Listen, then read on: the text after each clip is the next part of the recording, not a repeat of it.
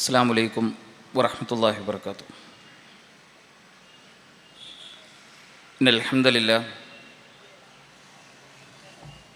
അൽഹംദുലില്ലാഹി റബ്ബിൽ ആലമീൻ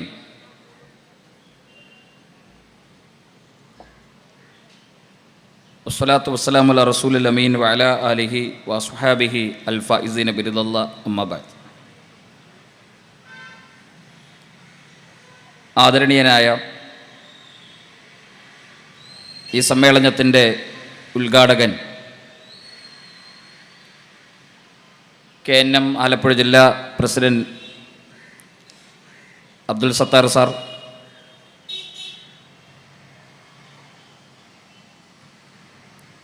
യോഗാധ്യക്ഷൻ ISM നദുവത്തങ്കർ മണ്ഡലം പ്രസിഡന്റ് സലീൽ, KNM മണ്ഡലം നേതാക്കന്മാർ, സഹോദരങ്ങളെ, സഹോദരിമാരെ, സഹപ്രവർത്തകരെ, കാരുണ്യവാനായ അള്ളാഹുവിൻ്റെ ആജ്ഞാനിർദ്ദേശങ്ങൾ ജീവിതത്തിൽ എപ്പോഴും പാലിക്കണമെന്ന് ആമുഖമായി ഓർമ്മപ്പെടുത്തുകയാണ്.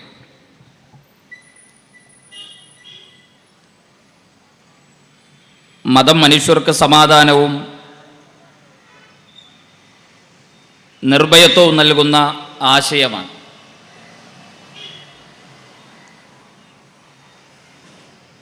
മതവിശ്വാസികൾ സ്നേഹത്തിൻ്റെയും സൗഹൃദത്തിൻ്റെയും സമാധാനത്തിൻ്റെയും നല്ല പാഠങ്ങളെക്കുറിച്ചാണ്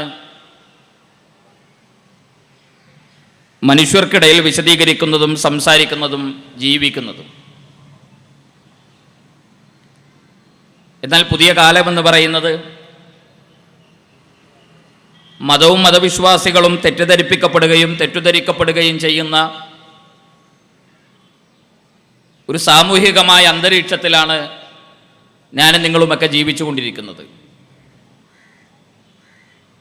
നിർഭയത്വം നൽകുന്ന, സമാധാനം നൽകുന്ന, മനുഷ്യരുടെ ജീവിതത്തിന് അവരുടെ ജീവിതത്തിലുണ്ടാകുന്ന പ്രതിസന്ധികൾക്ക് പരിഹാരം നിർദ്ദേശിക്കുന്ന മതസംഹിതകളും ആശയങ്ങളുമെല്ലാം സമാധാനം നശിപ്പിക്കുന്ന,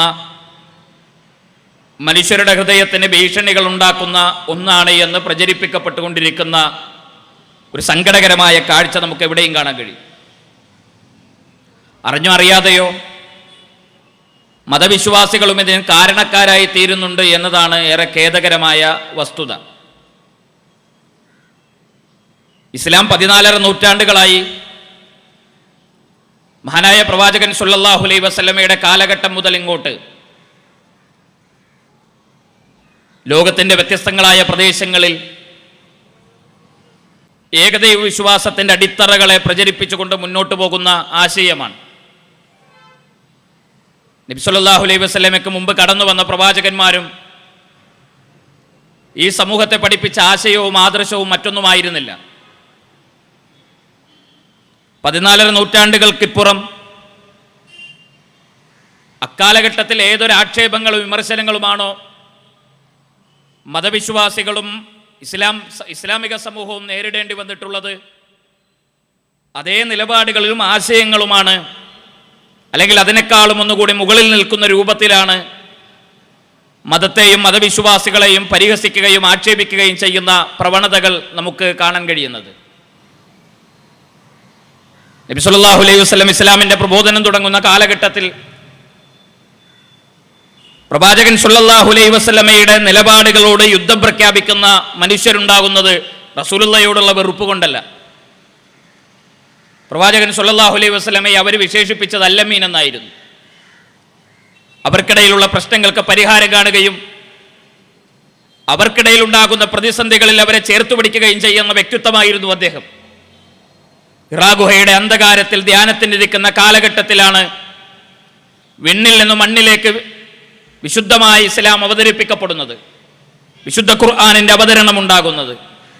പേടിച്ചു ഭയന്ന് വീട്ടിലേക്ക് ഓടിയെത്തി ഭാര്യയോട് റസൂലുള്ള പറയുന്ന വാക്കുകൾ, സമ്മിലൂനി യാ ഖദീജ, എന്നെ പുതപ്പെട്ട് മൂടണം, എനിക്ക് വല്ലാതെ പനിക്കുന്നുവെന്ന് പേടിച്ചു വിറച്ചു വീട്ടിലേക്ക് കടന്നു വരുമ്പോൾ ഖദീജ ബിബി റളിയല്ലാഹു അൻഹ റസൂലുള്ളാഹി സ്വല്ലല്ലാഹു അലൈഹി വസല്ലമയെ ആശ്വസിപ്പിക്കുന്നത്, അള്ളാഹു താങ്കൾ ഒരിക്കലും സങ്കടപ്പെടുത്തുകയില്ല, താങ്കൾ പ്രയാസപ്പെടുന്നവരുടെ കൂടെ നിൽക്കുന്ന, പ്രയാസങ്ങൾ സഹിക്കുന്നവരുടെ ഭാരം സഹിക്കുന്നവരുടെ ഭാരങ്ങളെ ഏറ്റെടുക്കുന്ന, കുടുംബ ബന്ധങ്ങൾക്കിടയിൽ സ്നേഹമുണ്ടാക്കുന്ന, മനുഷ്യർക്കിടയിൽ ഐക്യമുണ്ടാക്കുന്ന ഒരു വ്യക്തിത്വമാണ്. അതുകൊണ്ട് താങ്കൾ ഒരിക്കലും പ്രയാസപ്പെടുത്തില്ല എന്നാണ് ഖദീജ ബിബി റളിയല്ലാഹു അൻഹ റസൂലുള്ളാഹി സ്വല്ലല്ലാഹു അലൈഹി വസല്ലമയെ ആശ്വസിപ്പിക്കുന്നത്. പ്രവാചകനാകുന്നതിന് മുമ്പ് നബി സല്ലല്ലാഹു അലൈഹി വസല്ലമ 40 വയസ്സുവരെ അവർക്കിടയിൽ ഏറ്റവും സ്വീകാര്യനായി ജീവിച്ചു. പക്ഷേ പ്രവാചകനായി തിരഞ്ഞെടുക്കപ്പെട്ട നാൾ മുതൽ ആ സ്വീകാര്യതയൊന്നും ആളുകൾ അദ്ദേഹത്തോട് പരിഗണിക്കുകയോ അദ്ദേഹത്തോട് സമീപനം സ്വീകരിക്കുകയോ ചെയ്യുന്നത് നമുക്ക് കാണാൻ കഴിയുന്നില്ല. പ്രവാചകനെ ആക്ഷേപിക്കുന്നു, വിമർശിക്കുന്നു, ആട്ടിയോടിക്കുന്നു. ഇസ്ലാമിക സമൂഹത്തെ ഭയപ്പെടുത്താനും ഇസ്ലാമിക സമൂഹത്തെ തകർത്തെറിയാനുമുള്ള ശ്രമങ്ങൾ ഉണ്ടാകുന്നത് ചരിത്രത്തിൽ നമുക്ക് വായിക്കാൻ കഴിയും. ഇതും വ്യത്യസ്തമായ ഒരു നിലപാടുകളൊന്നും നമുക്ക് കാണാൻ കഴിയില്ല. ലോകത്തേതെങ്കിലും ഒരു ശബ്ദമുണ്ടാകുമ്പോഴേക്കും അത് ഇസ്ലാമിൻ്റെയും മുസ്ലിങ്ങളുടെയും പേരിൽ നിർഭയത്വം തകർക്കുന്ന മതമാണ് ഇസ്ലാം എന്ന ആക്ഷേപവുമായി കടന്നു വരുന്നവരുണ്ട്.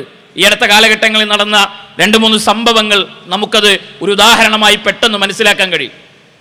ഏതാനും മാസങ്ങൾക്ക് മുമ്പാണ് കാസർഗോഡ് ജില്ലയിൽ ഒരു വാഹന ബസ് യാത്രക്കിടയിൽ ഉണ്ടായ ഒരു സംഭവം വളരെ വ്യാപകമായ ആളുകൾക്കിടയിൽ ചർച്ച ചെയ്യപ്പെട്ടത്. ഉത്തരേന്ത്യൻ മാധ്യമങ്ങളും ഇന്ത്യയിലെ സംഘപരിവാർ രാഷ്ട്രീയ നേതൃത്വവുമെല്ലാം ഉത്തരവാദിത്ത സ്ഥാനങ്ങളിലിരിക്കുന്ന ആളുകൾ അവരുടെ ട്വിറ്ററുകളിൽ അവർ ട്വീറ്റ് ചെയ്ത വാക്കുകൾ കേരളത്തിൽ മുസ്ലിം സമൂഹത്തിന്റെ അപകടകരമായ കടന്നുകയറ്റങ്ങൾ, ആളുകൾക്ക് ജീവിക്കാനുള്ള സ്വാതന്ത്ര്യത്തെയും മനുഷ്യർക്ക് സമാധാനത്തോടുകൂടി മുന്നോട്ട് പോകാനുള്ള നിലപാടുകളെയും തകർക്കുന്നുവെന്നായിരുന്നു അവരുടെ ട്വീറ്റുകൾ ഉണ്ടായത്. ഒരു ബസ്സിൽ യാത്ര ചെയ്യുന്ന സാരിയുടുത്ത ഒരു സ്ത്രീയുടെ ചുറ്റും മുസ്ലിം പർദ്ദ ധരിച്ച മുസ്ലിം സ്ത്രീകളുടെ ഒരു വീഡിയോയാണ് വൈറലായത്. വാഹനത്തിൽ കയറാനുള്ള സ്വാതന്ത്ര്യം പോലും നിഷേധിക്കുന്ന മുസ്ലിം സ്ത്രീകളെന്ന് പറഞ്ഞുകൊണ്ടായിരുന്നു ആ വാർത്ത പ്രചരിപ്പിക്കപ്പെട്ടത്. 2 ദിവസങ്ങൾക്ക് ശേഷം അതിൻ്റെ വസ്തുതകൾ പുറത്തു വരികയുണ്ടായി. ഒരു ബസ് യാത്രയുമായി ബന്ധപ്പെട്ട് വാഹനത്തിന്റെ വേഗതയെ ചൊല്ലിയുള്ള ഒരു തർക്കമാണ് കാസർഗോഡ് നടന്നത് എന്നത് പുറത്തു വന്നതിന് ശേഷവും അവരുടെ ട്വീറ്റുകൾ പിൻവലിക്കാനും ഇസ്ലാമിക സമൂഹത്തെ വിമർശിക്കുന്ന നടപടികളിൽ നിന്ന് പിന്നോട്ടു പോകാനും ഉത്തരവാദിത്തപ്പെട്ട ആളുകൾ പോലും തയ്യാറായില്ല എന്നത് ഖേദകരമാണ്. ഏതെങ്കിലും ഒരു വാർത്തയുണ്ടാകുമ്പോൾ, ഒരു മുസ്ലിം നാമധാരിയുടെ പേരിലാണ് ഒരു വാർത്തയുണ്ടാകുന്നതെങ്കിൽ ആ വാർത്ത ലോകത്തുള്ള മുഴുവൻ മുസ്ലിങ്ങളും അതിന് മറുപടി പറയാൻ ബാധ്യസ്ഥരാണ് എന്ന് ധ്വനിപ്പിക്കുന്ന രൂപത്തിൽ ഇസ്ലാമിനെയും മുസ്ലിങ്ങളെയും പ്രതിക്കൂട്ടിലാക്കുന്ന വർത്തമാനങ്ങൾ വർദ്ധിച്ചു വന്നുകൊണ്ടിരിക്കുന്ന ഒരു അന്തരീക്ഷം നമുക്ക് മുന്നിലുണ്ട്. അതിന് തൊട്ടടുത്ത ആഴ്ചകളിൽ തന്നെയാണ് നമ്മുടെ തൊട്ടടുത്ത ജില്ലയായ കൊല്ലം ജില്ലയിൽ ഒരു സംഭവം ഉണ്ടാകുന്നത്. ഒരു വിമുക്ത ഭടൻ, ഒരു മുൻ സൈനികനായ ഒരു മനുഷ്യന്റെ മുതുകിൽ നിരോധിക്കപ്പെട്ട ഒരു സംഘടനയുടെ പേരെഴുതി വെച്ചു എന്ന ഒരു വാർത്ത വല്ലാതെ ചർച്ചയാകുന്നത്. ഉത്തരേന്ത്യയിൽ നിന്ന് മാധ്യമ തമ്പുരാക്കന്മാർ ഹെലികോപ്റ്ററുകളിലാണ് കേരളത്തിലേക്ക്, കൊല്ലത്തേക്ക് അന്ന് കടന്നു വന്നത്. വലിയ റിപ്പോർട്ടുകൾ ഉണ്ടായി, ചർച്ചകൾ ഉണ്ടായി. മുസ്ലിം ഭീകരവാദികളുടെ കൈകളിൽ നെരിഞ്ഞമരുന്ന കേരളത്തെക്കുറിച്ച് ഉത്തരേന്ത്യ മാധ്യമങ്ങളിൽ വലിയ ചർച്ചകളും ആശങ്കകളും ഉണ്ടായി. കേരളത്തിന്റെ തെരുവോരങ്ങളിലും ഇസ്ലാം വിമർശകന്മാരും ഇസ്ലാമിനെ തള്ളിപ്പറയാൻ കാത്തിരിക്കുന്ന നവനാസ്തികന്മാരുടെയും നാവുകളിലൂടെ ഈ മതവും ഈ മതവിശ്വാസികളും ഇവിടെ വല്ലാതെ വികൃതവൽക്കരിക്കപ്പെടുകയുണ്ടായി. ഏതാനും ദിവസങ്ങൾക്ക് ശേഷം കേരളത്തിൽ അതിന്റെ വസ്തുതകൾ പുറത്തു വരികയുണ്ടായി. അദ്ദേഹത്തിന് സ്വയമായൊന്നും പേര് കിട്ടാൻ, പ്രശസ്തനാകാൻ അദ്ദേഹം സ്വന്തം സുഹൃത്തുമായി ചേർന്ന് നടത്തിയ നാടകമാണ് എന്ന് അതിന്റെ വസ്തുതകൾ പുറത്തു വന്നതിന് ശേഷവും ഇസ്ലാമിനെയും മുസ്ലിങ്ങളെയും പ്രതിക്കൂട്ടിൽ നിർത്തുകയും ഇസ്ലാം വിമർശനവുമായി ഊരുചുറ്റുകയും ചെയ്ത മാധ്യമ തമ്പുരാക്കന്മാരും കേരളത്തിലെയും ഉത്തരേന്ത്യയിലെയും രാഷ്ട്രീയ നേതൃത്വങ്ങളും അതിൽ നിന്നും ആ വാക്കുകളിൽ നിന്നും പിന്മാറാനും കേരളീയ പൊതുസമൂഹത്തോട് ഒരു മാപ്പ് പറയാനും തയ്യാറായില്ല എന്നത് നാം ഇതിനോട് ചേർത്ത് വായിക്കേണ്ടതാണ്. നമ്മുടെ തൊട്ടടുത്ത ജില്ലയാണ് എറണാകുളം ജില്ല. എറണാകുളം ജില്ലയിൽ ഏതാനും മാസങ്ങൾക്ക് മുമ്പാണ് ഒരു മതവിശ്വാസികളുടെ ആരാധനാ കേന്ദ്രത്തിൽ, ആരാധനാ സദസ്സിൽ ഒരു സ്ഫോടനം ഉണ്ടാകുന്നത്. വാർത്ത പുറത്തു വന്ന ഉടൻ ഈ കേരളത്തിലെ മാധ്യമങ്ങളും പൊതുസമൂഹവും വല്ലാതെ ചർച്ച ചെയ്തു. ഇസ്രായേലിന്റെ ഫലസ്തീൻ ആക്രമണങ്ങൾ നടന്നുകൊണ്ടിരിക്കുന്ന കാലഘട്ടത്തിലാണ്, സന്ദർഭത്തിൽ ഒക്ടോബർ 7 ശേഷമാണ് ഈ സംഭവം ഉണ്ടാകുന്നത്. ഹമാസിന്റെ ഭീകരവാദികൾ കേരളത്തിലേക്ക് നുഴഞ്ഞു കയറിയെന്നും എറണാകുളത്ത് സ്ഫോടനങ്ങൾ ഉണ്ടാക്കിയെന്നും വാർത്തകൾ നിരത്തിയ മാധ്യമങ്ങൾ ഉണ്ടായിരുന്നു. കേരളത്തിലെ മലയാള മാധ്യമങ്ങൾ ഈ വിഷയം ചർച്ചക്കെടുത്തത് നമ്മൾ ഇന്നും ഓർക്കുന്നുണ്ടാകും. തൊപ്പിവെച്ച മുസ്ലിം ചെറുപ്പക്കാരുടെ ചിത്രങ്ങൾ കാണിച്ചുകൊണ്ട് ഈ വാർത്തകൾ തുടർച്ചയായി പുറത്തുവിട്ട മലയാള മാധ്യമങ്ങൾ ഉണ്ടായിരുന്നു. അന്ന് ഉച്ചയ്ക്ക് ശേഷം അവിടെ അതിന്റെ പ്രതിയെ പിടികൂടുന്ന ഒരു സാഹചര്യം ഉണ്ടായി. മറ്റൊരു മതവിശ്വാസിയായ അദ്ദേഹത്തിന് അവരോടുള്ള വെറുപ്പ് കൊണ്ടാണ് ഈ പ്രവർത്തനം ചെയ്തത് എന്ന് അതേ മതവിശ്വാസത്തിൽപ്പെട്ട ഒരു മനുഷ്യൻ അറസ്റ്റ് ചെയ്യപ്പെടുന്നു. എന്താണ് കേരളത്തിൽ പിന്നീട് ഉണ്ടായത്? ഈ ചർച്ചകൾ അവസാനിക്കുന്നു. 8 ആളുകൾ മരണപ്പെട്ടു. ഞാനിപ്പോഴും ഓർക്കുന്നത് 8ാമത്തെ ആൾ മരണപ്പെട്ട വാർത്ത വന്ന മാധ്യമങ്ങളെ കുറിച്ചാണ്. ചരമക്കോളങ്ങൾക്കിടയിൽ വളരെ ചെറിയ 4 അക്ഷരങ്ങളിൽ കുറിക്കപ്പെട്ട 8 ആളുകളുടെ മരണവാർത്ത ചുരുക്കിയ വാർത്തകൾ ഉണ്ടായത് ഈ സമൂഹത്തിൽ നമ്മൾ കേൾക്കുകയും വായിക്കുകയും ചെയ്തു. മുസ്ലിങ്ങളായാൽ മുസ്ലിം സമൂഹത്തിന്റെയും ഇസ്ലാമിക സമൂഹത്തിന്റെയും പേരിൽ വാർത്തകൾ പുറത്തുവിടുമ്പോഴും വിമർശനങ്ങൾ ഉന്നയിക്കുമ്പോഴും കോടിക്കണക്കിന് വരുന്ന മതവിശ്വാസികൾ ഈ ലോകത്തിന്റെ മുന്നിൽ തലകുനിച്ച് നിൽക്കേണ്ടി വരുന്ന അവസ്ഥകൾ സൃഷ്ടിക്കപ്പെടുന്ന രൂപത്തിലാണ് ഇസ്ലാം വിമർശനങ്ങളും വിശുദ്ധ ഖുർആനിനെതിരെയുള്ള ആക്ഷേപങ്ങളും തുടർന്നുകൊണ്ടിരിക്കുന്നത്. യഥാർത്ഥത്തിൽ ഇസ്ലാം എന്ന് പറയുന്നത് മനുഷ്യരുടെ സമാധാനം നശിപ്പിക്കുന്ന ഒരു ആശയമാണോ? ഇസ്ലാം എന്ന് പറയുന്നത് മതവിശ്വാസികളുടെ മനസ്സുകളിലേക്ക് അന്ധവിശ്വാസങ്ങളെയും ആശയരാഹിത്യങ്ങളെയും തള്ളിവിടുന്ന ഒരാദർശമാണോ? അല്ല. ഇസ്ലാം എന്ന പദത്തിന്റെ അർത്ഥം തന്നെ സമാധാനം എന്നാണ്. മനുഷ്യർക്കിടയിൽ സമാധാനത്തെക്കുറിച്ചാണ് ഈ മതം സംസാരിക്കുന്നത്. സമാധാനത്തിന്റെ ആശയങ്ങളെ കുറിച്ചാണ് ഈ മതം ലോകത്തോട് വിളിച്ചു പറയുന്നതും ലോകത്തിന്റെ മുന്നിൽ അതിന്റെ ആശയങ്ങളെ തുറന്നു വെക്കുന്നതും. ഈ അടുത്ത ദിവസമാണ് ഒരു നവനാസ്തികനായ വളരെ പ്രമുഖനായ കേരളത്തിലെ ഒരു വ്യക്തിത്വം, അദ്ദേഹത്തിന്റെ ഒരു സംസാരം പുറത്തു വരികയുണ്ടായി. ലോകത്ത് ഒരു നന്മയും പഠിപ്പിക്കാത്ത ഒരു മതഗ്രന്ഥമുണ്ടെങ്കിൽ ആ മതഗ്രന്ഥത്തിന്റെ പേരാണ് ഖുർആൻ എന്നായിരുന്നു അദ്ദേഹത്തിന്റെ വാക്കുകളിലൂടെ പുറത്തു വന്നത്. ഒരു നന്മയും പഠിപ്പിക്കാത്തൊരു ഗ്രന്ഥം, ആ ഗ്രന്ഥത്തിന്റെ പേരാണ് ഖുർആൻ. ഖുർആനിന്റെ ഏതെങ്കിലും ആശയങ്ങളെ വിശുദ്ധ ഖുർആനിലെ അധ്യായത്തിലൂടെ കടന്നുപോയ ആർക്കെങ്കിലും ഈ നിലപാടുകൾ ഉയർത്തിപ്പിടിക്കാൻ കഴിയുമോ? ലോകത്തെ ഏതു ഭാഷയിലുള്ള വിശുദ്ധ ഖുർആനിന്റെ പ്രതികളും ഖുർആൻ ആശയങ്ങളും ഖുർആനിന്റെ പരിഭാഷകളെയും വായിക്കുന്ന ആർക്കെങ്കിലും, ആ ഖുർആനിലൂടെ കടന്നു പോകുന്ന ഒരാൾക്കെങ്കിലും ഖുർആൻ പഠിപ്പിക്കുന്ന ഒരു നന്മയെ കാണാതെ പോകാൻ കഴിയുമോ? ഏത് നന്മയെക്കുറിച്ചാണ് ഖുർആൻ സംസാരിക്കാത്തത്? ഏത് നന്മയെക്കുറിച്ചാണ് ഖുർആൻ മാനവരാശിക്ക് മുന്നിൽ സമർപ്പിക്കാത്തത്? മുസ്ലിങ്ങൾ പലപ്പോഴും അത് മനസ്സിലാക്കുന്നില്ല എന്നതിൽ നിന്നുകൊണ്ടാണ് ആളുകൾ പലപ്പോഴും ഇസ്ലാമിനെ നോക്കിക്കാണുന്നത്. കഴിഞ്ഞ ദിവസമാണ് നിറത്തിന്റെ പേരിൽ ഒരു പെൺകുട്ടി ആത്മഹത്യ ചെയ്യുന്നത്. 19 വയസ്സുകാരിയായ ഒരു പെൺകുട്ടി ആത്മഹത്യ ചെയ്യപ്പെടുന്നു. വിവാഹം കഴിച്ച ഭർത്താവ് പെൺകുട്ടിക്ക് നിറം പോരാ എന്ന് ആക്ഷേപിക്കുന്നു. അവൾക്ക് ഇംഗ്ലീഷ് അറിയില്ല എന്ന് ആക്ഷേപിക്കുന്നു. ആരോടും പരാതി പറയാൻ കഴിയാതെ ആ പെൺകുട്ടി ആത്മഹത്യ ചെയ്യപ്പെടുന്നു. ഇസ്ലാമിന്റെ മൂല്യങ്ങളെ പരിഹസിക്കുവാനും ആക്ഷേപിക്കുവാനും ആയുധങ്ങൾ തെരഞ്ഞ ആളുകൾക്ക് ആയുധങ്ങളാണ് ലഭിക്കുന്നത്. എന്നാൽ ഖുർആൻ എങ്ങനെയാണ് ഈ വിഷയത്തെ അഭിസംബോധന ചെയ്യുന്നത്? വിവാഹം എന്ന് പറയുന്ന പവിത്രമായ ഒരു ബന്ധത്തെക്കുറിച്ച് ഖുർആനിന്റെ പ്രയോഗം എന്താണ്? ഇണകളായി മനുഷ്യരെ സൃഷ്ടിച്ചു എന്നത് ഒരു അത്ഭുതമാണ്, ഒരു ലോകാത്ഭുതമാണ്. ആകാശം അത്ഭുതമായതുപോലെ, സൂര്യൻ അത്ഭുതമായതുപോലെ, നക്ഷത്രങ്ങൾ അത്ഭുതമായതുപോലെ, ചന്ദ്രൻ അത്ഭുതമായതുപോലെ, വായുവും വെള്ളവും വെളിച്ചവും അത്ഭുതമായതുപോലെ വിവാഹം എന്ന് പറയുന്നത് ഒരു അത്ഭുതമാണ്. മനുഷ്യർക്കിടയിൽ അവർക്കിടയിൽ മവദ്ദത്തും റഹ്മത്തും സ്നേഹവും കാരുണ്യവും അള്ളാഹുവിന്റെ സമ്മാനമാണ് എന്നാണ് വിവാഹത്തെക്കുറിച്ച് ഖുർആൻ പ്രയോഗിക്കുന്നത്. അവിടെ എവിടെയാണ് ബോഡി ഷെയ്മിംഗ് ഉണ്ടാകുന്നത്? ആ സ്നേഹവും ഇഷ്ടവും നിലനിൽക്കുന്നിടത്ത് എങ്ങനെയാണ് പരസ്പരം ഉൾക്കൊള്ളായ്മയും പരസ്പരം സ്നേഹിക്കാൻ കഴിയാത്ത സാഹചര്യങ്ങളും സൃഷ്ടിക്കപ്പെടുന്നത്? നിറത്തിന്റെ പേരിൽ മനുഷ്യരെ അപമാനിക്കുക എന്നത് ഏത് മതവിശ്വാസികളാണ്, ഏത് മതഗ്രന്ഥമാണ് ഇവിടെ അംഗീകരിച്ചിട്ടുള്ളത്? വിശുദ്ധ ഖുർആൻ എത്രയോ സ്ഥലങ്ങളിലാണ് ഖുർആൻ മനുഷ്യരെ വർണ്ണത്തിന്റെയും വർഗത്തിന്റെയും പേരിൽ മനുഷ്യരെ വേർതിരിക്കുന്നതിനെതിരെ സംസാരിച്ചിട്ടുള്ളത്. യാ അയ്യുഹന്നാസ് ഇന്നാ ഖലഖനാകും മിൻ ദക്കരിൻ വഉൻസ വജഅൽനാകും ശുഊബൻ വകബാഇല ലിതആറഫു ഇന്ന അക്രമകും ഇൻദല്ലാഹി അത്ഖാകും. യാ അയ്യുഹന്നാസ്, മനുഷ്യരെ എന്ന് വിളിച്ചുകൊണ്ടാണ്, മുസ്ലിങ്ങളെ എന്ന് അഭിസംബോധന ചെയ്തുകൊണ്ടല്ല വർണ്ണ വിവേചനങ്ങൾക്കെതിരെ ഖുർആൻ സംസാരിക്കുന്നത്. മനുഷ്യരെ എന്ന് വിളിച്ചുകൊണ്ടാണ്. സകലമാന ലോകത്തുള്ള മനുഷ്യരോടും ഖുർആനിന്റെ അഭിസംബോധന എന്ന് പറയുന്നത് ഇന്നാ ഖലഖനാകും മിൻ ദക്കരിൻ വഉൻസ, ഒരാണിൽ നിന്നും ഒരു പെണ്ണിൽ നിന്നും മനുഷ്യരെ നിങ്ങൾ സൃഷ്ടിച്ചിരിക്കുന്നുവെന്ന ഖുർആനിന്റെ അഭിസംബോധന. വജഅൽനാകും ശുഊബൻ, എങ്ങനെയാണ്, എന്തുകൊണ്ടാണ് നിങ്ങൾ വ്യത്യസ്തങ്ങളായ ഗോത്രങ്ങളാക്കിയത്, വ്യത്യസ്തങ്ങളായ വിഭാഗങ്ങളാക്കിയത്? അമേരിക്കക്കാരായത്, ഇന്ത്യക്കാരായത്, ആസ്ട്രേലിയക്കാരായത്, ആഫ്രിക്കക്കാരായത്, പൗരസ്ത്യ ദേശക്കാരായത്, പാശ്ചാത്യ ദേശക്കാരായത്, അത് നിറത്തിന്റെയും ഭാഷയുടെയും വർഗത്തിന്റെയും പേരിൽ നിങ്ങളെ വേർതിരിക്കുന്നതിന് വേണ്ടിയല്ല, അത് തിരിച്ചറിയാൻ വേണ്ടി മാത്രമാണ്. എന്നിട്ട് ആരാണ് ഏറ്റവും ഉത്തമരെന്ന് പറയുന്നത്? തൊലി വെളുത്തവനാണോ ഉത്തമൻ? തൊലി കറുത്തവനാണോ? അല്ലെങ്കിൽ ഏതെങ്കിലുമൊക്കെ ഭാഷ സംസാരിക്കുന്നവരാണോ?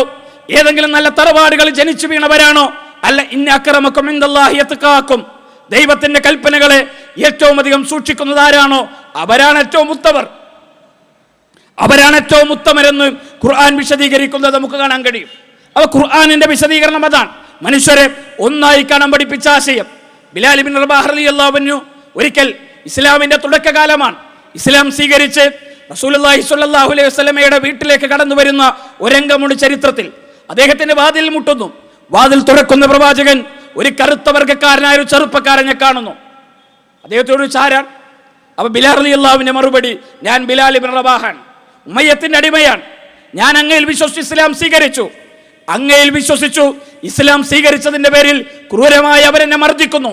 പ്രവാചകരെ, ഞാൻ അങ്ങയിൽ വിശ്വസിച്ചുകൊണ്ടാണ് കടന്നു വന്നിട്ടുള്ളത്. പ്രവാചകൻ അദ്ദേഹത്തെ ചേർത്തു പിടിക്കുന്നു. നബി സല്ലല്ലാഹു അലൈഹി വസല്ലമയുടെ നെഞ്ചിലേക്ക് ചേർന്ന് കിടക്കുന്ന ബിലാൽ റളിയല്ലാഹു അൻഹുവിന്റെ കണ്ണുകൾ നിറയുന്നു. അദ്ദേഹത്തിന്റെ ചുണ്ടുകൾ വിതുമ്പുന്നു.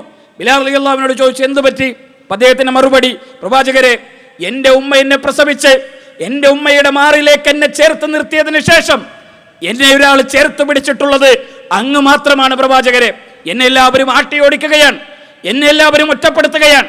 എന്റെ തൊലി കറുത്തു പോയതിന്റെ പേരിൽ മനുഷ്യർക്കിടയിൽ ജീവിക്കാൻ അവകാശമില്ല എന്ന് ആട്ടിയോടിക്കുകയാണ്. പ്രവാചകരെ, അങ്ങ് മാത്രമാണ് എന്നെ ചേർത്ത് പിടിച്ചതും അങ്ങ് മാത്രമാണ് എന്നെ മാറോട് അണക്കി പിടിച്ചതും. അതുകൊണ്ട് അങ്ങയിൽ ഞാനിതാ ഉറച്ചൊന്നുകൂടി വിശ്വസിക്കുന്നുവെന്ന് നബി സല്ലല്ലാഹു അലൈഹി വസല്ലമയോട് ബിലാൽ ഇബ്നു റബാഹ് റളിയല്ലാഹു അൻഹു പറയുന്ന വാക്കുകൾ ചരിത്രത്തിൽ നമുക്ക് വായിക്കാൻ കഴിയും.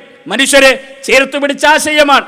മദ്യപിക്കരുത് എന്ന് ഖുർആൻ പറഞ്ഞുവെന്ന് മാത്രമല്ല, മദ്യമുക്തമായ ഒരു ജനതയെ, ഒരു രാജ്യത്തെ സൃഷ്ടിച്ചെടുത്ത അത്ഭുതത്തിന്റെ പേരാണ് ഖുർആൻ എന്ന് പറയുന്നത്. എവിടെയാണ് ഖുർആനിൽ ഒരു നന്മ പോലും കാണാൻ കഴിയില്ല എന്ന് വിവേകമുള്ളവർക്ക് പറയാൻ കഴിയുക, ബുദ്ധിയുള്ള ആളുകൾക്ക് പറയാൻ കഴിയുക? പക്ഷേ നവനാസ്തിക ചിന്തകൾ തലക്ക് പിടിച്ച വലതുപക്ഷ ബുദ്ധിജീവികളുടെയും സംഘപരിവാർ മനസ്സുള്ളവരുടെയും നാവുകളിൽ നിന്നുകൊണ്ടാണ് ഇസ്ലാം വിമർശനത്തെയും ഖുർആൻ വിമർശനത്തിന്റെ പുതിയ കാലഘട്ടങ്ങളിലെ വിമർശനങ്ങൾ പുറത്തു വന്നുകൊണ്ടിരിക്കുന്നത്. ഖുർആനിൽ ഒരു നന്മയും ഞാൻ കണ്ടിട്ടേ ഇല്ല എന്ന് പറയുന്നവർ ഏത് ഖുർആനാണ് വായിച്ചത്? ഏത് ആശയങ്ങൾ, ഏത് ഗ്രന്ഥത്തിലൂടെയാണ് അവർ കടന്നുപോയിട്ടുള്ളത്? മാതാപിതാക്കളോട് നന്മ കാണിക്കണം എന്ന് പഠിപ്പിച്ച ഗ്രന്ഥമാണ് ഖുർആൻ. അയൽവാസികളെ ആദരിക്കണമെന്ന് പഠിപ്പിച്ച വേദഗ്രന്ഥത്തിന്റെ പേരാണ്, ആശയമാണ് ഖുർആൻ ലോകത്തോട് സംസാരിക്കുന്നത്. മദ്യമുക്തമായ ഒരു രാജ്യമെന്ന് പറയുന്നത് എല്ലാവരുടെയും സ്വപ്നമാണ്. അമേരിക്കൻ ഐക്യനാടുകളുടെ പ്രതീക്ഷയായിരുന്നു, ആഗ്രഹമായിരുന്നു, ഗാന്ധിജിയുടെ സ്വപ്നമായിരുന്നു മദ്യമുക്തമായ ഒരു രാജ്യമെന്ന് പറയുന്നത്. ആർക്കെങ്കിലും അത്തരത്തിലൊരു മദ്യമുക്തമായ രാജ്യത്തെ ലോകത്തിന്റെ മുന്നിൽ സമ്മാനിക്കാൻ കഴിഞ്ഞിട്ടുണ്ടോ? ഇല്ല. അങ്ങനെ ഒരു സാഹചര്യത്തെ സൃഷ്ടിച്ചെടുക്കാൻ പോലും ഒരു ഭരണകൂടത്തിനും കഴിഞ്ഞിട്ടേ ഇല്ല. കേരളത്തിൽ മദ്യം നിരോധിക്കപ്പെട്ടു. എത്ര നാളുകളുണ്ടായി? മദ്യം നിരോധിക്കപ്പെട്ട രാജ്യങ്ങളുണ്ടായിരുന്നു. ആഴ്ചകളെ തുടർന്നു കൊണ്ടുപോകാൻ ആ രാജ്യങ്ങൾക്ക് കഴിഞ്ഞിട്ടുണ്ടോ? ഇല്ല. എന്നാൽ മദ്യമുക്തമായ രാജ്യത്തെ ലോകത്തിന് മുന്നിൽ സൃഷ്ടിച്ചെടുത്ത ആശയത്തിന്റെ പേരാണ് ഖുർആൻ എന്ന് പറയുന്നത്. ഖുർആൻ ലോകത്തിന് സമ്മാനിച്ച നന്മകളെ ആർക്കാണ് ചെറുതായി കാണാൻ കഴിയുക? വ്യഭിചരിക്കുന്ന പെണ്ണിന്റെ ശരീരത്തെ കച്ചവടച്ചരക്കാക്കി മാറ്റുന്ന സാമ്രാജ്യത്വ പരീക്ഷകൾക്ക് മുന്നിൽ നിന്നുകൊണ്ടാണ് ഖുർആൻ പെണ്ണിന്റെ സൗന്ദര്യത്തെ, ആ സൗന്ദര്യത്തെ സംരക്ഷിക്കണമെന്ന് ലോകത്തോട് സംസാരിക്കുന്നത്. നിങ്ങൾ വ്യഭിചരിക്കരുത് എന്നല്ല ഖുർആനിന്റെ പ്രയോഗം. അത്തരത്തിലേക്ക് അടുപ്പിക്കുന്ന സാഹചര്യങ്ങൾ നിങ്ങളുടെ ജീവിതത്തിൽ ഉണ്ടാകാൻ പാടില്ല എന്ന് ലോകത്തോട് സംസാരിച്ച ആശയമാണ് ഖുർആൻ. ഒരു മുസ്ലിം, ആരാണ് മുസ്ലിം എന്ന് പ്രവാചകരോട് സ്വഹാബത്ത് ചോദിക്കുന്നുണ്ട്. ആരാണ് മുസ്ലിം? അൽ മുസ്ലിം, മുസ്ലിം എന്ന് പറയുന്നത് ഒരാളുടെ നാവിൽ നിന്ന്, ഒരാളുടെ കൈകളിൽ നിന്ന് തന്റെ സഹോദരങ്ങൾ സുരക്ഷിതരാകുന്നു എന്ന് ഉറപ്പുവരുത്തുമ്പോഴാണ് ഒരാൾ യഥാർത്ഥ വിശ്വാസിയാകുന്നത് എന്ന വിശുദ്ധ ഖുർആൻ എന്ന പ്രവാചകൻ സ്വല്ലല്ലാഹു അലൈഹി വസല്ലമയുടെ കൽപ്പനകൾ നമുക്ക് കാണാൻ കഴിയും. നമ്മുടെ നാവ് കൊണ്ട്, നമ്മുടെ കൈകളിൽ നിന്ന് ഒരാൾ സുരക്ഷിതരാകുന്നുവെന്ന് ഉറപ്പുവരുത്തുമ്പോഴാണ് ഒരാൾ വിശ്വാസിയാവുക. നാവ് കൊണ്ട് മാന്യത പാലിക്കാൻ കഴിയാത്തവർക്ക്, കൈകൾ കൊണ്ട് മാന്യത പാലിക്കാൻ കഴിയാത്തവർക്ക് എങ്ങനെ വിശ്വാസികളാകാൻ കഴിയും? ഈ നന്മകൾ ലോകത്തിന് മുന്നിൽ പഠിപ്പിക്കുന്ന ഖുർആൻ എങ്ങനെയാണ് മനുഷ്യർക്കൊരു നന്മയും പഠിപ്പിക്കാത്ത ഗ്രന്ഥമാണ് എന്ന് പറയാൻ കഴിയുക? ഈ അടുത്ത് കേരളത്തിലൊട്ടേറെ വൃദ്ധസദനങ്ങളുണ്ട്. ആയിരക്കണക്കിന് മാതാപിതാക്കൾ മക്കളാൽ ഉപേക്ഷിക്കപ്പെട്ടവർ, ആ വൃദ്ധസദനങ്ങളിൽ അന്തിയുറങ്ങുന്നവരുണ്ട്. ഒരുപാട് സ്വപ്നങ്ങൾ കണ്ട് വളർത്തിക്കൊണ്ടുവന്ന മക്കളെ അമേരിക്കയിലും കാനഡയിലും യൂറോപ്യൻ രാജ്യങ്ങളിലും പാശ്ചാത്യൻ രാജ്യങ്ങളിലും മക്കൾ ഉന്നതമായ ജോലികളിൽ ജീവിച്ചു കൊണ്ടിരിക്കുമ്പോൾ അവരുടെ തണലുണ്ടാകുമെന്ന് പ്രതീക്ഷിച്ച മാതാപിതാക്കൾ, കേരളത്തിലെ നൂറുകണക്കിന് വൃദ്ധസദനങ്ങളിൽ ആയിരക്കണക്കിന് മാതാപിതാക്കൾ ജീവിച്ചു കൊണ്ടിരിക്കുന്ന ഘട്ടത്തിലാണ് ഈ രാജ്യത്തെ മനുഷ്യർ, ഉത്തരവാദിത്ത ബോധമുള്ള ഒരുപാട് മനുഷ്യർ ലോകത്തോട് വിളിച്ചു പറയുന്നത് മുസ്ലിം സമൂഹത്തെയാണ് ഏറ്റവും കുറവ്. പല വൃദ്ധസദനങ്ങളിലും 100 വൃദ്ധസദനങ്ങൾ ഉണ്ടെങ്കിൽ 1-2 സ്ഥലങ്ങളിലാണ് 1-2 മുസ്ലിം നാമധാരികളെ പോലും നമുക്ക് കാണാൻ കഴിയുന്നത് എന്നത് നമുക്ക് മനസ്സിലാക്കാൻ കഴിയും. എന്തുകൊണ്ടാണ് വിശുദ്ധ ഖുർആൻ ആ നന്മയെക്കുറിച്ച് പറഞ്ഞത്? വഖദാ റബ്ബുക അല്ലാ തഅബുദു ഇല്ലാ ഇയ്യാഹു വബിൽ വാലിദൈനി ഇഹ്സാന, നിങ്ങൾ അല്ലാഹുവിനെ ആരാധിക്കണം എന്ന് പറഞ്ഞതിനോടൊപ്പം ചേർത്ത് വെച്ചുകൊണ്ട് ഖുർആൻ പറയുന്നത് മാതാപിതാക്കൾക്ക് നിങ്ങൾ നന്മ ചെയ്യണമെന്നാണ്, മാതാപിതാക്കൾക്ക് വേദനകൾ ഉണ്ടാക്കരുത് എന്നാണ്. ഇന്നലെയും ഇന്നുമായി കേരളത്തിൽ പുറത്തു വന്ന വാർത്തകളുണ്ട്. സ്വന്തം മാതാവിനെ ലഹരി പദാർത്ഥങ്ങൾ തലച്ചോറുകളിൽ സൃഷ്ടിച്ച ആ മാസ്മരികതയുമായി ലഹരി നൽകിയ ആശയവുമായി കടന്നു ചെന്ന് സ്വന്തം മാതാവിനെ കഴുത്തറുത്തു കൊന്ന ഒരു മകന്റെ ചിത്രം ഇന്ന് നമ്മുടെ മുന്നിൽ നിന്ന് മാറിപ്പോയിട്ടില്ല. ഇന്നലെയാണ് ആ സംഭവം ഉണ്ടാകുന്നത്. ഖുർആൻ പറയുന്നത് മാതാപിതാക്കൾക്ക് നിങ്ങൾ നന്മ ചെയ്യണം. ഏതുപോലെ? റബ്ബിർഹംഹുമാ കമാ റബ്ബയാനി സ്വഗീറ, ഞാൻ കൈ ചുരുട്ടിപ്പിടിച്ച് ഒരു മലർന്നു കിടന്ന് കരയാൻ കഴിയുന്ന പ്രായത്തിൽ ഈ മണ്ണിലേക്ക് പിറന്നു വീണവനാണ് മനുഷ്യൻ എന്ന് പറയുന്നത്. അവൻ ഉപ്പയുടെ കൈവിരൽ തുമ്പിൽ തൂങ്ങി അവനെ വളർത്തിക്കൊണ്ടുവന്ന, അവന് തണൽ നൽകിയ, അവന് ചിറക് വിരിച്ച, ആകാശത്ത് പറന്നു പോകുന്ന ഒരു കഴുകന്റെ നഖങ്ങൾക്കിടയിൽ നിന്ന് ഒരു തള്ളക്കോടി തന്റെ കുട്ടികളെ സംരക്ഷിക്കുന്നത് പോലെ, കുഞ്ഞുങ്ങളെ സംരക്ഷിക്കുന്നത് പോലെ മക്കളെ സംരക്ഷിച്ച മാതാപിതാക്കളോടുള്ള ബാധ്യതയെക്കുറിച്ച് ഖുർആനിന്റെ പ്രയോഗം റബ്ബിർഹംഹുമാ കമാ റബ്ബയാനി സ്വഗീറ, നിന്നെ ചെറുപ്പത്തിൽ സംരക്ഷിച്ചതുപോലെ, നിന്നെ ചെറുപ്പത്തിൽ നോക്കിയതുപോലെ നീ നിന്റെ മാതാപിതാക്കളെ സംരക്ഷിക്കണമെന്ന് മനുഷ്യരോട് സംസാരിച്ച ഖുർആൻ, എവിടെയാണ് ഖുർആൻ മാനവികതയെക്കുറിച്ച് സംസാരിക്കാത്തത്? നിരപരാധികളായ മനുഷ്യർക്കിടയിൽ മനുഷ്യ ബോംബുകളായി പൊട്ടിച്ചു തറുന്ന സംസ്കാരത്തെ ജിഹാദി എന്ന പദപ്രയോഗം കൊണ്ട് വ്യാഖ്യാനിച്ചവർക്ക് മുന്നിൽ വജാഹിദു ബിഹി ജിഹാദൻ കബീറ, ഇബ്രാഹിം നബിയോട് ഖുർആനിന്റെ കൽപ്പന എന്ന് പറയുന്നത് നിങ്ങൾ മനുഷ്യർക്കിടയിൽ വലിയ ജിഹാദ് നടത്തണം.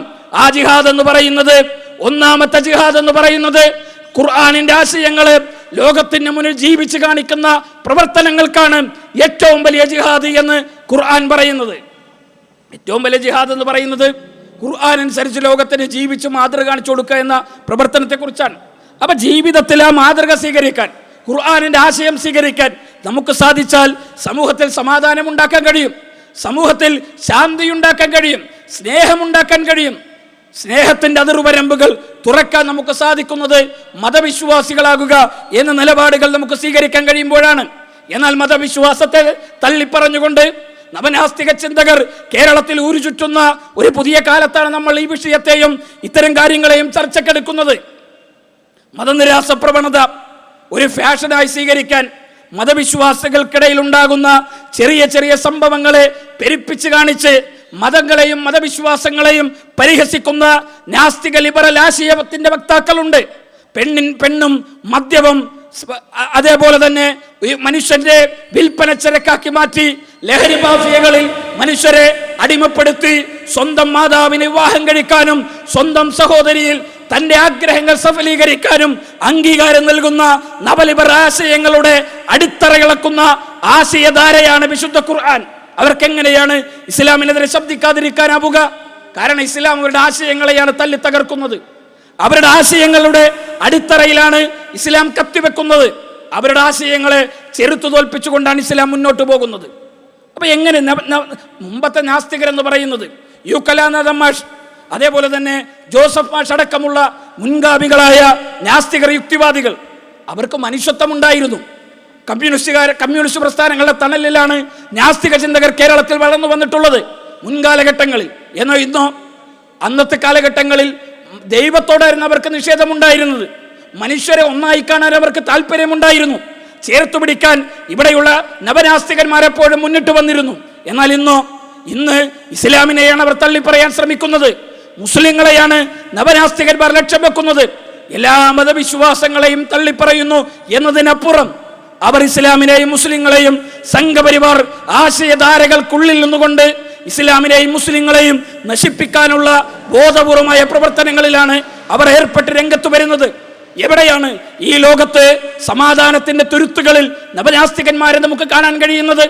എവിടെയാണ് നമുക്കവരെ ഉൾക്കൊള്ളാൻ കാണാൻ കഴിയുക? ജൂലൈ 30 ചൂരൽമലയിലും വയനാട്ടില് ചൂരൽമലയിലും മുണ്ടക്കയിലും ഉരുൾപൊട്ടലുണ്ടായി. ഉടനെ ചോദ്യശരങ്ങളായി, ദൈവം എവിടെയാണ്? ദൈവത്തെ എവിടെയാണ് നിങ്ങൾക്ക് കാണാൻ കഴിയുക? നിരപരാധികളായ മനുഷ്യരെ, ഉരുൾപൊട്ടൽ ഒലിച്ചുപോയ നൂറുകണക്കിന് മനുഷ്യർക്ക് മുന്നിൽ ദൈവം എവിടെയെന്ന് ചോദിച്ച, ദൈവത്തിന്റെ കാരുണ്യം എവിടെയെന്ന് ചോദിച്ച് രംഗത്ത് വരുന്ന ആളുകൾ. ആ ഉരുൾപൊട്ടലിന് ശേഷം വയനാട്ടിന്റെ സമാനതകളില്ലാത്ത ദുരിതാശ്വാസ പ്രവർത്തനങ്ങളുടെ തെരുവുകളിൽ ഇവിടെയുള്ള മുസ്ലിങ്ങൾ ഉണ്ടായിരുന്നു, കേരളത്തിലെ മുസ്ലിം സംഘടനകൾ ഉണ്ടായിരുന്നു, ഇവിടെയുള്ള മതവിശ്വാസികൾ ഉണ്ടായിരുന്നു, ഇവിടെയുള്ള രാഷ്ട്രീയ പ്രസ്ഥാനങ്ങൾ ഉണ്ടായിരുന്നു.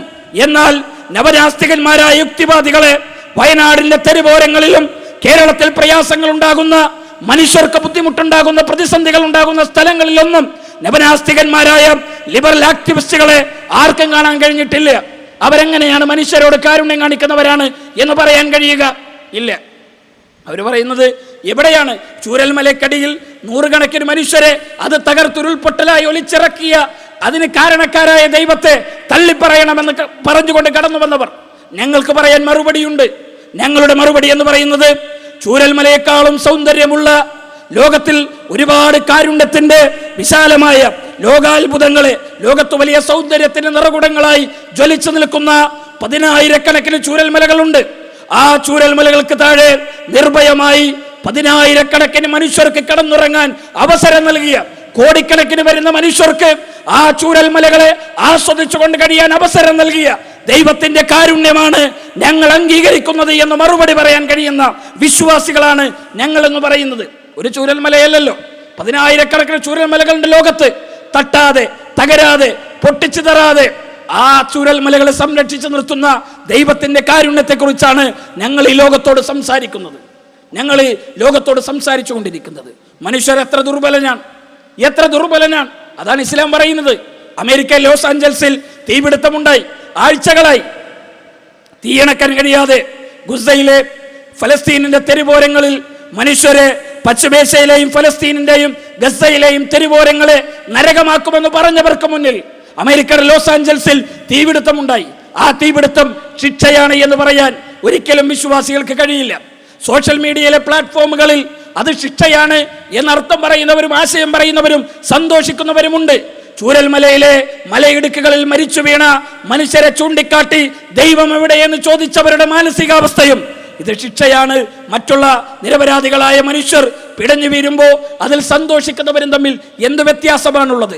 ദൈവത്തിന്റെ പരീക്ഷണമാണ്. ആ പരീക്ഷണങ്ങൾ നമ്മളെ മനസ്സിലാക്കി തരുന്നത് നമ്മൾ എത്ര ദുർബലരാണ് എന്നാണ്.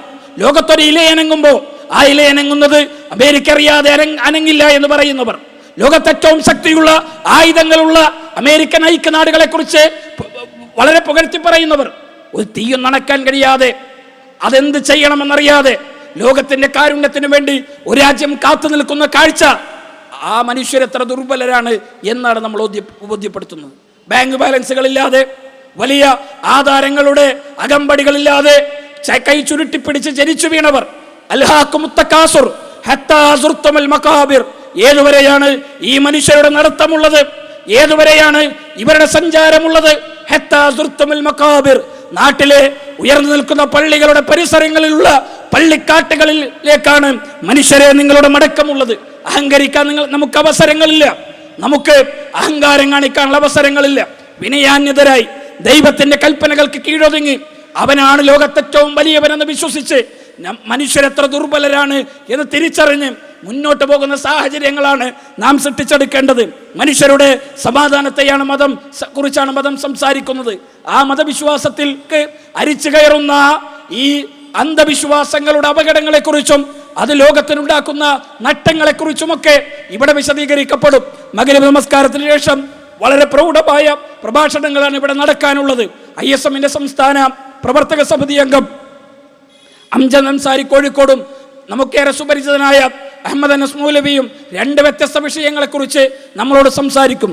ഞാൻ എൻ്റെ വാക്കുകൾ അവസാനിപ്പിക്കുകയാണ്. മഗ്‌രിബ് നമസ്കാരത്തിന് വേണ്ടി നമ്മൾ പിരിയുകയാണ്. നമസ്കാര ശേഷം ഇൻഷാ അല്ലാഹ് വളരെ പെട്ടെന്ന് നമ്മുടെ പ്രോഗ്രാം നമുക്ക് ആരംഭിക്കേണ്ടതുണ്ട് എന്നുകൂടി ഓർമ്മപ്പെടുത്തി, വിശ്വാസികളായി അത് ലോകത്തിന് തണൽ നൽകുന്ന നന്മ നിറഞ്ഞ സാഹചര്യങ്ങൾ സൃഷ്ടിച്ച് മുന്നോട്ട് പോകാൻ സാധിക്കണമെന്ന് മാത്രം ഈ ആമുഖമായി സംസാരിച്ചുകൊണ്ട് ഞാൻ എൻ്റെ വാക്കുകൾക്ക് വിരാമം കുറിക്കുന്നു. അള്ളാഹു നമ്മെ അനുഗ്രഹിക്കുമാറാകട്ടെ. വൽഹംദുലില്ലാഹി റബ്ബിൽ ആലമീൻ. അസ്സലാമു അലൈക്കും വറഹ്മത്തുള്ളാഹി വബറകാതുഹു.